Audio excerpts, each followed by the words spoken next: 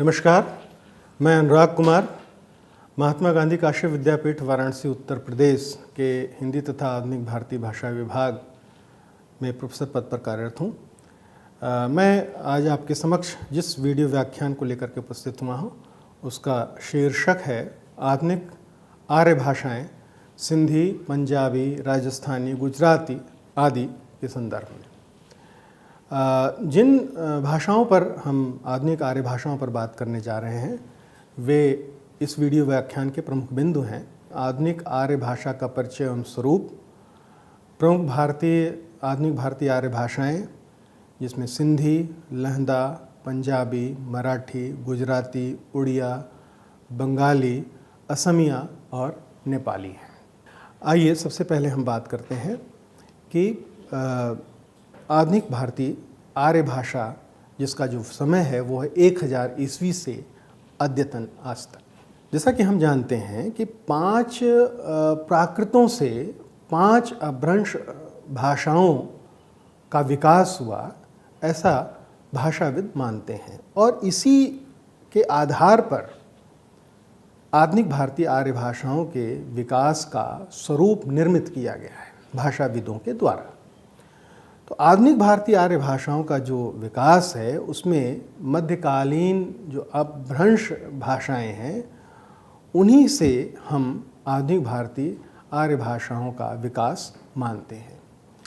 इन 5 अपभ्रंशों के साथ साथ अगर हम ब्राचड़ और खस, ये 2 और जो अपभ्रंश हैं जो मिलते हैं, जिसका रूप मिलता है हमें, अगर इन्हें जोड़ दिया जाए तो इस प्रकार हम देखते हैं कि 7 अपभ्रंशों से आधुनिक भारतीय आर्य भाषाओं का विकास माना जाता है।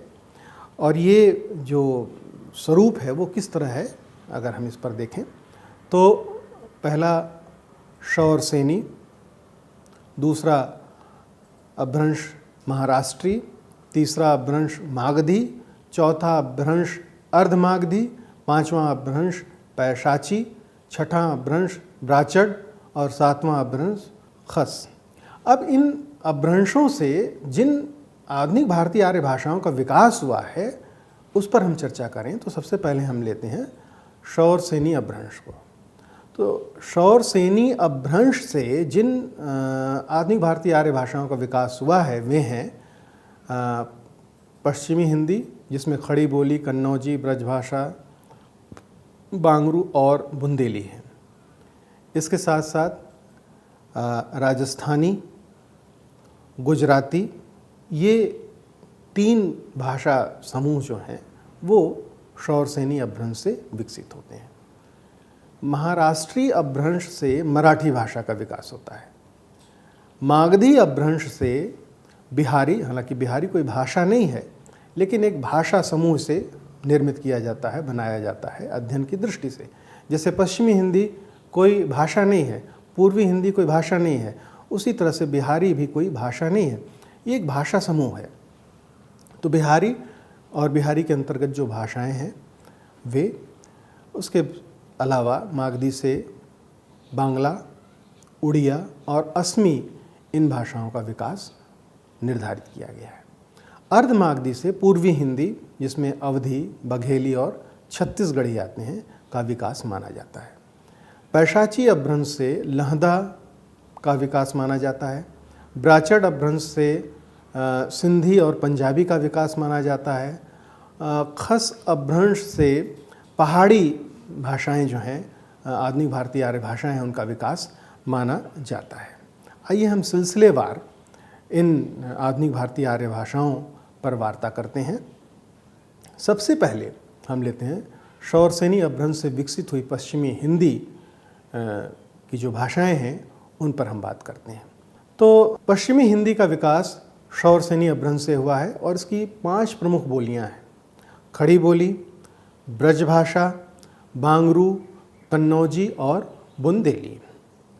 तो एक एक करके हम भाषाओं पर बात करते हैं। सबसे पहले हम बात करते हैं खड़ी बोली पर। खड़ी बोली को ग्रियर्सन ने देशी हिंदुस्तानी की संज्ञा दी है। खड़ी बोली को कौरवी भी कहते हैं, सर हिंदी भी कहते हैं, नागरी भी कहते हैं। खड़ी का जो अर्थ है वो विद्वानों ने मानक के रूप में लिया है, यानी स्टैंडर्ड के रूप में लिया है। तो खड़ी बोली का जो क्षेत्र है वो है मेरठ, सहारनपुर, मुजफ्फरनगर, बिजनौर, मुरादाबाद, रामपुर, देहरादून का मैदानी भाग, बुलंदशहर के उत्तरी भाग तक, जमुना के उस पार अम्बाला तक। ये एक बड़ा और विस्तृत क्षेत्र है खड़ी बोली का। खड़ी बोली ओकारांत, जैसे ब्रज ओकारांत है, अवधी आकारांत है, और खड़ी बोली आकारांत प्रधान है। यानी फिर से इसको हम दोहराएं तो ब्रज ओकारांत भाषा है और अवधी आकारांत भाषा है, और खड़ी बोली आकारांत भाषा है। जैसे उदाहरण के लिए देखें तो ब्रज में खोटो बड़ो, अवधी में यही खोटो खोट हो जाएगा और बड़ो बड़ हो जाएगा, लेकिन खड़ी बोली में हो जाएगा खोटा और बड़ा हो जाता है। स्वर मध्य में द्वितीय व्यंजन का द्वितीयकरण की प्रवृत्ति खड़ी बोली में दिखाई देती, जैसे बापू, बेट्टा, रानी, पुच्छा इत्यादि। खड़ी बोली में उच्च कोटि का साहित्य बड़ी मात्रा में मिलता है और लिखा जा रहा है। इसके बाद है ब्रज भाषा। ब्रज भाषा की जो उत्पत्ति है वो शौरसेनी अब प्राकृत से मानी जाती है। ब्रज भाषा ब्रजमंडल में बोली जाती है। ब्रजमंडल को शूरसेन भी कहते हैं। मानक ब्रज भाषा मथुरा, अलीगढ़ और आगरा में बोली जाती है।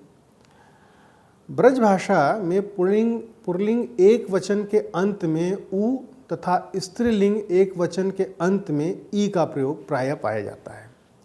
पुल्लिंग एक वचन के जो उदाहरण हैं वो देखें तो मालु, सबु, करमु। स्त्रीलिंग एक वचन में काल, दूरी। ब्रज भाषा बहुत समृद्ध भाषा है। हिंदी साहित्य के इतिहास में ब्रज भाषा और अवधी भाषा ये दो बड़े, जिसको कहा जाए कि बड़ा कालखंड हम घेरते हैं। और इसके ब्रजभाषा के जो प्रमुख रचनाकार हैं जैसे सूर, नंददास, मीरा, केशव, बिहारी, देव, भूषण, घनानंद, रसखान, रहीम, बहुत सारे नाम हैं। ये सब तमाम जो नाम हैं ये प्रमुख साहित्यकार हैं ब्रजभाषा के। ब्रजभाषा अपनी सरलता, सरसता और कोमलता के लिए विख्यात है। अगली जो भाषा है वो हरियाणवी, जिसको बांगरू भी कहते हैं। हरियाणवी भाषा का जो क्षेत्र है वो दिल्ली, रोहतक, करनाल, जिंद, नाभा, हिसार और पटियाला के कुछ भाग में, अंबाला से दक्षिण पश्चिम भाग में ये बोली जाती है। यह इलाका प्राचीन कुरुक्षेत्र के नाम से भी जाना जाता है। ग्रियर्सन ने हरियाणवी के लिए बांगरू शब्द का प्रयोग किया, इसीलिए हरियाणवी और बांगरू दोनों भाषा पद चलते हैं।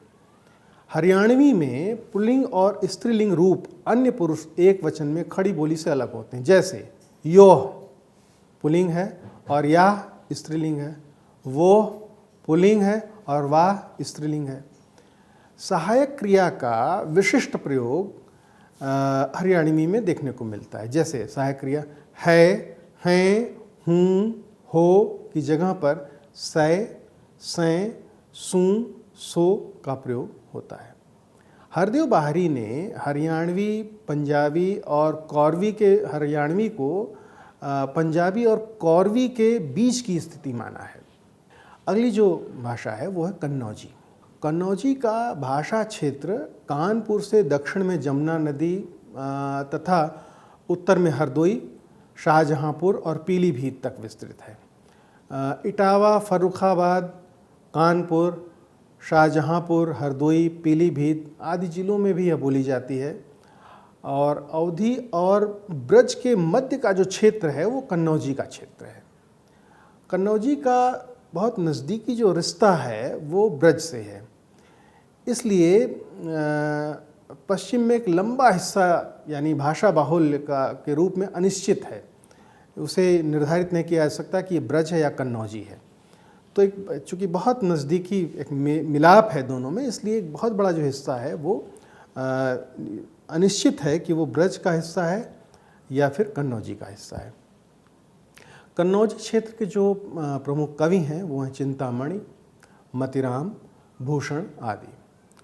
कन्नौजी में कुछ परसर्ग जैसे कर्म, का, कौ, संबंध कर, अधिकरण मा, मह और कुछ सर्वनाम जैसे ई, यह के संदर्भ में, ऊ, वह के संदर्भ में, ये सब अवधि के प्रभाव से प्रयोग में आते हैं।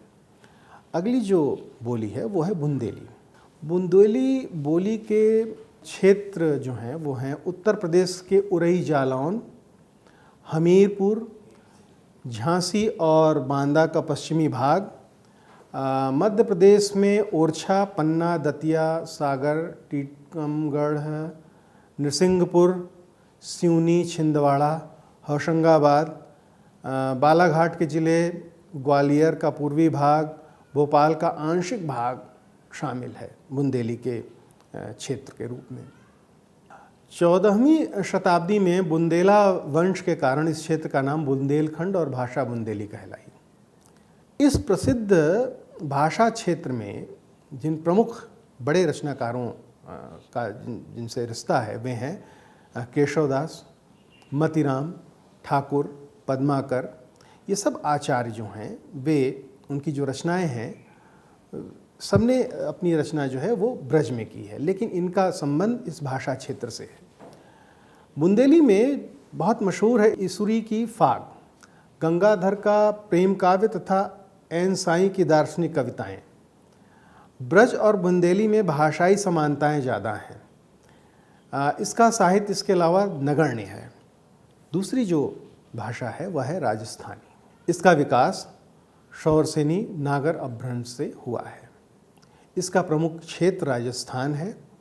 पिंगल के अनुकरण पर राजस्थानी में डिंगल काव्य की रचना हुई। इसकी लिपि नागरी और महाजनी है। इसकी 4 प्रमुख बोलियां हैं, मारवाड़ी, जयपुरी, मालवी और मेवाती। मारवाड़ी पश्चिमी राजस्थान की बोली है। इसका क्षेत्र है जोधपुर, उदयपुर, बीकानेर, जैसलमेर आदि। पुरानी जो मारवाड़ी है उसको डिंगल कहते हैं। राजस्थानी की दूसरी जो बोली है वो है जयपुरी। यह राजस्थान के पूर्वी भाग में बोली जाती है। इसका क्षेत्र है जयपुर, कोटा, बूंदी आदि, ये सब इसका जयपुरी का क्षेत्र है। राजस्थानी की तीसरी बोली है मालवी। यह राजस्थान के दक्षिण पूर्वी भाग की भाषा है और इसका केंद्र जो है वो इंदौर है। राजस्थानी की जो चौथी भाषा है वो मेवाती। ये अलवर और हरियाणा में गुड़गांव जिले के कुछ भागों में बोली जाती है। इस पर ब्रज भाषा का प्रभाव स्पष्ट दिखाई देता है। तीसरी बोली जिसका संबंध शौरसेनी अपभ्रंश से है वो है गुजराती। शौरसेनी के रूप में गुजराती का विकास हुआ है अपभ्रंश से। यह गुजरात प्रांत की भाषा है। इसका राजस्थानी से बहुत साम्य है। गुजरात का प्राचीन नाम लाट था। यहाँ की भाषा को इसीलिए लाटी भी कहा जाता है। संस्कृत में लाटी शैली प्रसिद्ध है। यहाँ अरब, पारसी, तुर्क आदि बड़ी संख्या में बाहर से आकर बसे हैं। अतः विदेशी तत्व इस भाषा में मौजूद हैं। गुजराती की अपनी स्वतंत्र लिपि है। यह देवनागरी से विकसित हुई है। इसमें उच्च कोटि का साहित्य मिलता है। 13वीं सदी से पुरानी गुजराती का प्रारंभ हो चुका था। प्राचीन गुजराती के प्रमुख साहित्यकार हैं विनय चंद सूरी जो 13वीं सदी में है, राजशेखर जो 14वीं सदी में है, नरसिंह मेहता जो 15वीं सदी में है। इस तरह से हम देखते हैं कि गुजराती का एक बड़ा समृद्ध साहित्य हमारे सामने उपस्थित है। गुजराती का जो मध्यकाल है उसे प्रेमानंद युग कहा जाता है। इस युग में प्रेमानंद और अखा प्रसिद्ध साहित्यकार हैं। अगली जो भाषा है वह है मराठी। मराठी महाराष्ट्री अपभ्रंश से निकली हुई है। यह महाराष्ट्र की भाषा है। यह लगभग 1 लाख वर्ग मील में उत्तर में सतपुड़ा पहाड़ियों से लेकर दक्षिण में कृष्णा नदी तथा पूर्व में नागपुर से लेकर के पश्चिम में गोवा तक बोली जाती है। इसकी 4 प्रमुख बोलियां हैं। पहली जिसको हम देशी कहते हैं, ये दक्षिणी महाराष्ट्र के दक्षिणी भाग में बोली जाती है। इसको दक्षिणी भी कहते हैं। दूसरी बोली इसकी है कोंकणी जिसको समुद्री किनारे की बोली कहा जाता है। तीसरी है नागपुरी, जिसको नागपुर के समीप बोला जाता है इसे। और चौथी है बरारी, जो बरार की बोली है।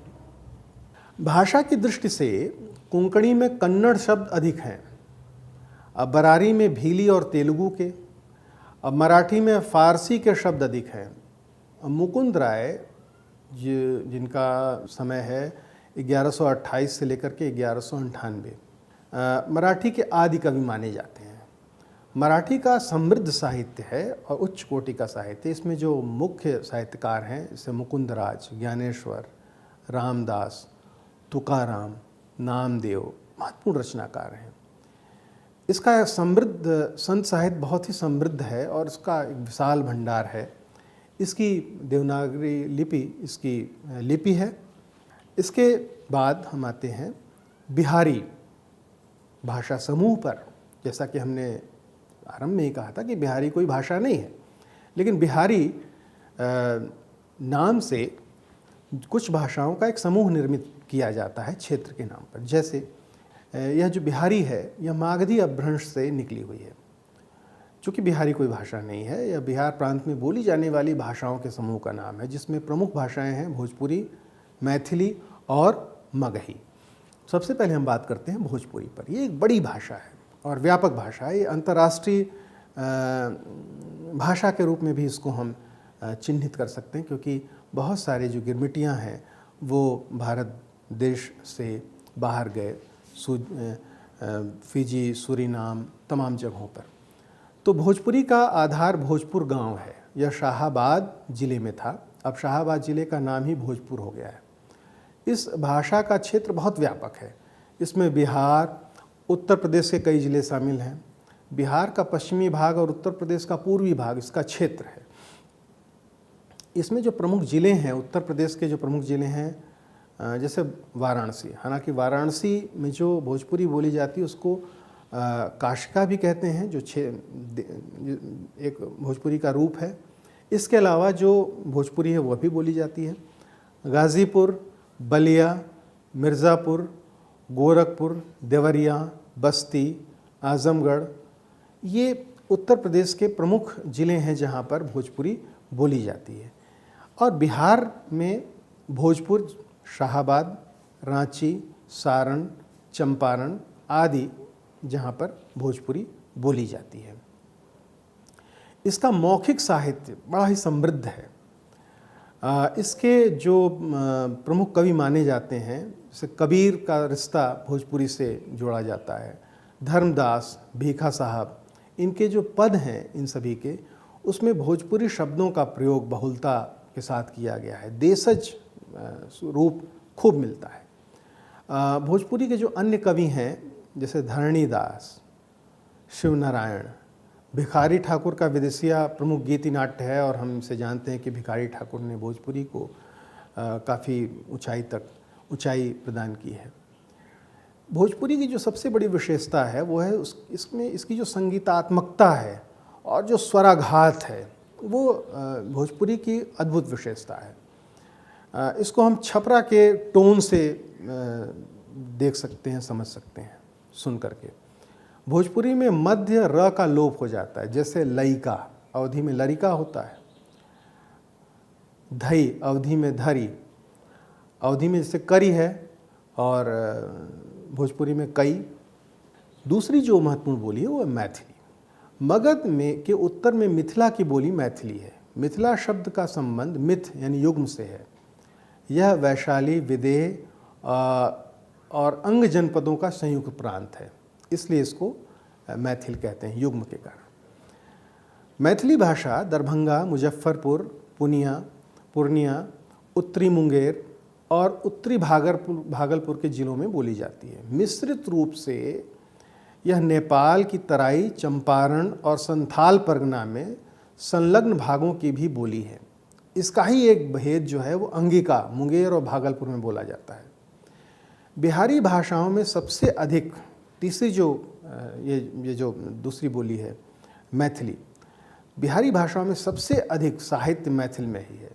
मैथिल साहित्यकार गीतकारों में हम विद्यापति को जानते हैं, गोविंद दास, मध्यकाल के नाटककारों में रणजीत दास और जगत प्रकाश मल्ल, कीर्तनिया नाटक लिखने वालों में उमापति उपाध्याय, एकांकीकारों में शंकर देव, संत कवियों में साहेब रामदास, कृष्ण भक्त कवियों में मनबोध झा और आधुनिक काल के साहित्यकारों में चंदा झा, तंत्रनाथ झा और हरिमोहन झा, जिनकी प्रसिद्ध पुस्तक है खट्टर काका, प्रसिद्ध है।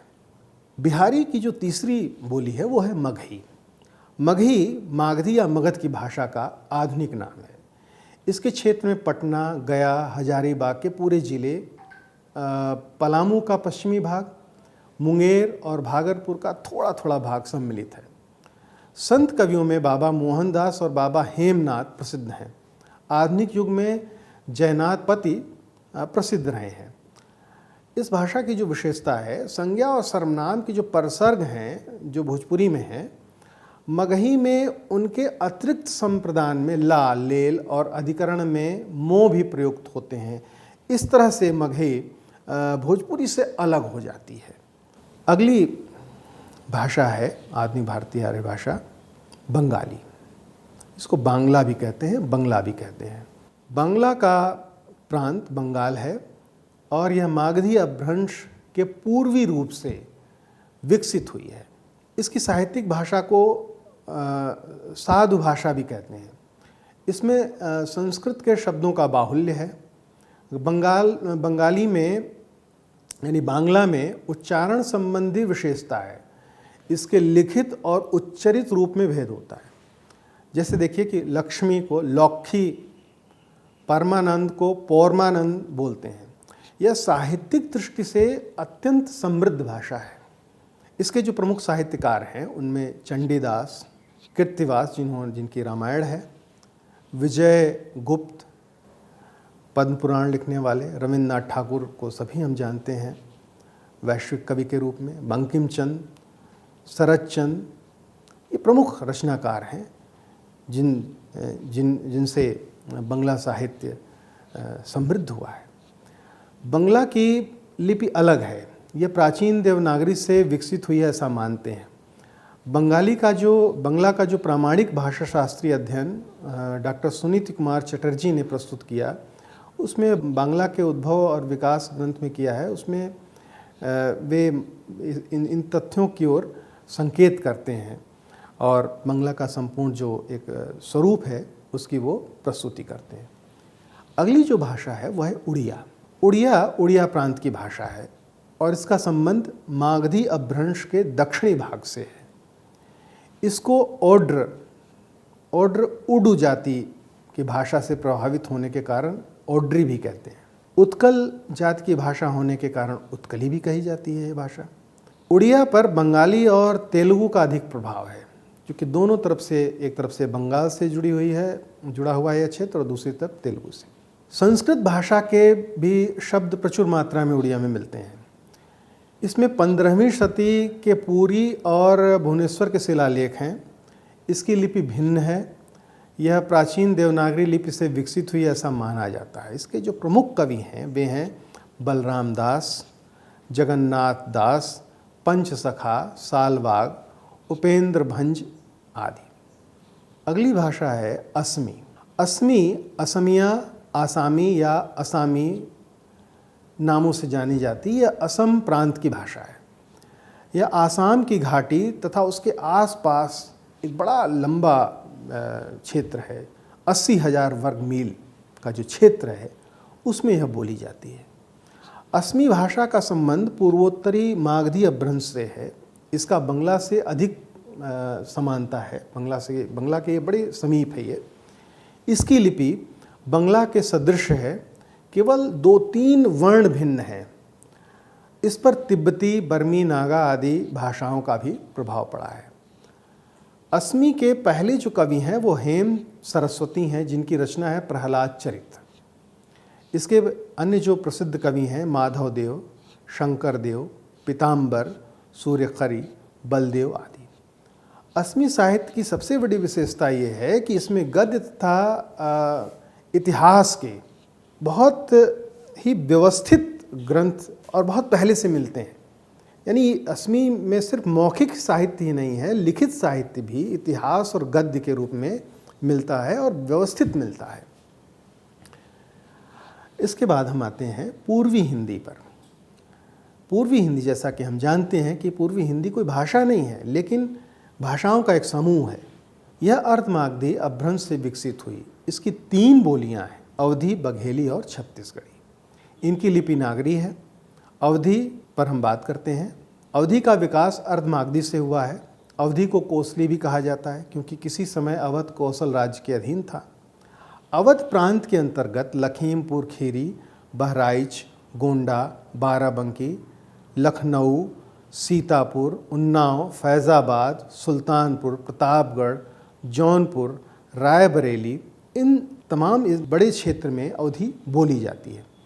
मिर्ज़ापुर जो गंगा के दाहिने किनारे का हिस्सा है, इलाहाबाद और फतेहपुर में भी अवधी बोली जाती है। इसके जो प्रमुख कवि हैं वो हैं जायसी, नूर मोहम्मद, तुलसी। इस भाषा में ण के स्थान पर न का प्रयोग होता है, जैसे गुण, गुण, लक्ष्मण, लक्ष्मण। तालब और मूर्धन्य स दोनों के स्थान पर दंत स का उच्चारण होता है, जैसे ऋषि, ऋषि। मूर्धन्य स का उच्चारण ख के रूप में होता है। ये अवधी की अपनी विशेषता है। व को ब उच्चारित करते हैं, जैसे वाहन, व्याकुल। दूसरी पूर्वी हिंदी की बोली है बघेली। बघेली का केंद्र रीवा है, लेकिन बघेली रीवा के बाहर भी बोली जाती है।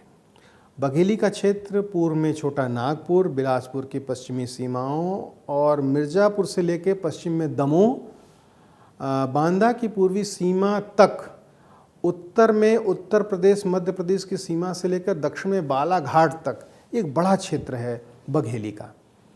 इसकी जो विशेषताएं हैं, तो विशिष्ट सर्वनामों का प्रयोग बघेली में मिलता है, जैसे मुझे के लिए माँ तथा मोही, तुझे के लिए त्वा तथा तोही, उसका के लिए वही, इसको के लिए यही का प्रयोग बघेली में मिलता है। तीसरी पूर्वी हिंदी की जो बोली है वो है छत्तीसगढ़ी।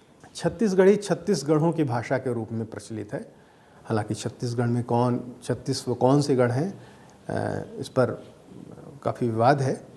तो छत्तीसगढ़ी भाषा का प्रयोग होता है। इस क्षेत्र के अंतर्गत सरगुजा, बिलासपुर, कोरिया, रायगढ़, खैरागढ़, सारंगढ़, दुर्ग, रायपुर, नांदगांव और कांकेर के मंडल शामिल हैं। यह आदिवासी बहुल भाषा क्षेत्र है। छत्तीसगढ़ी भाषा पर छत्तीसगढ़ी भाषा क्षेत्र के आदिवासियों की भाषा के साथ साथ क्षेत्र की सीमांत भाषाओं मराठी, तेलुगु, उड़िया भाषा का भी प्रभाव दिखाई देता है। छत्तीसगढ़ी में महाप्राण ध्वनि प्रयोग बहुलता में मिलता है, जैसे दौड़ के लिए धौड़, कचहरी के लिए कछेरी, जन के लिए छन इत्यादि। अगली भाषा है लहंदा। इसका प्रयोग पैशाची अपभ्रंश से हुआ है। इसका विकास, यह पंजाब के पश्चिमी भाग, पश्चिमोत्तर प्रदेश के पूर्वी भाग की भाषा है। पश्चिमोत्तर प्रदेश के पश्चिमी भाग में पश्तो बोली जाती है। उसके भेद के लिए इसके हिंदकी कहा जाता है। इसका और भी जो नाम जो है जटकी, मुल्तानी, डिलाही, उच्ची है। लहंदा का अर्थ है पश्चिमी। इसकी लिपि है लंडा। यह उर्दू और गुरमुखी में बोली जाती है। इसकी 4 प्रमुख बोलियां हैं। केंद्रीय बोली दक्षिणी जिसको कि मुल्तानी कहते हैं, उत्तर पूर्वी पोठवारी कहते हैं, उत्तर पश्चिमी इसको धनी कहते हैं। इसमें सिखों का वार्ता साहित्य, जन्म साखी और लोकगीत शामिल है। यह पाकिस्तान में है। सिंधी, यह प्राचीन सिंध प्रांत की भाषा है। इसका संबंध ब्राह्मण अपभ्रंश से है।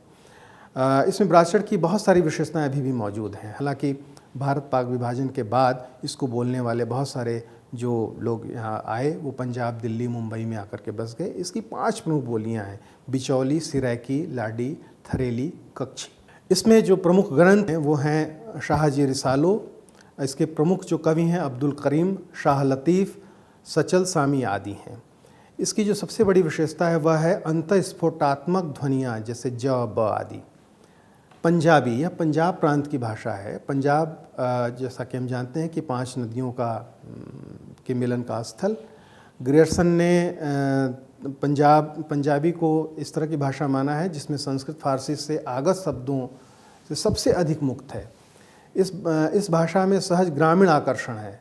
इस पर दरद भाषा का प्रभाव है। पंजाबी की एक बोली है डोंगरी, जम्मू राज्य में बोली जाती है। पंजाबी की लिपि गुरमुखी है। इसमें सिखों का साहित्य विशेष रूप से लिखा गया है। इसके प्रथम कवि बाबा फरीद शकरगंज हैं।